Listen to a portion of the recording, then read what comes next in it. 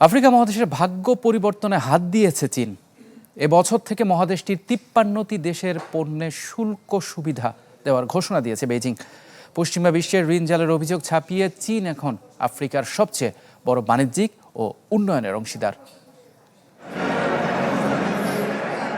বিশাল প্রাকৃতিক সম্পদ আর ১৪০ কোটি মানুষের বাস যে মহাদেশে, সে আফ্রিকার উন্নয়নের চাকা এখন বেইজিংয়ের হাতে। এবছর মহাদেশটির ৫৩টি দেশের জন্য চীন চালু করতে যাচ্ছে কম শুল্কের সুবিধা।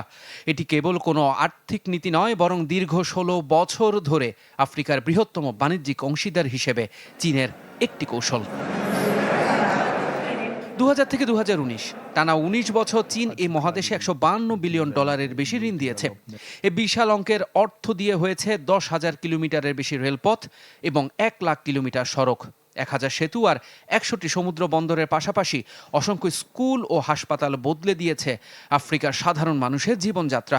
কেনিয়ার মোম্বাসা, নাইরোবি কিংবা ইথিওপিয়া জিবুতি রেলপথ এখন এই অঞ্চলের অর্থনীতির মূল চালিকা শক্তি।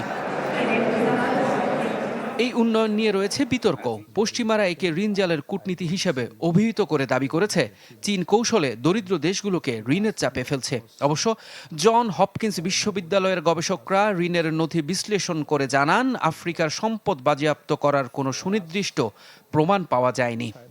পরিসংখ্যান বলছে, আফ্রিকার মোট বৈদেশিক ঋণের ৩৫% মালিক যেখানে পশ্চিমা বেসরকারি ব্যাংকগুলো, সেখানে চীনের অংশ মাত্র ১২%। তথ্য বলছে, ইথিওপিয়া থেকে নাইজেরিয়া পর্যন্ত ছড়িয়ে থাকা চীনের এই বিনিয়োগ এবং প্রযুক্তি হস্তান্তর আফ্রিকাকে পশ্চিমা নির্ভরতা থেকে বেরিয়ে আসার পথ দেখাচ্ছে। ইফতেখার আলম, চ্যানেল 24।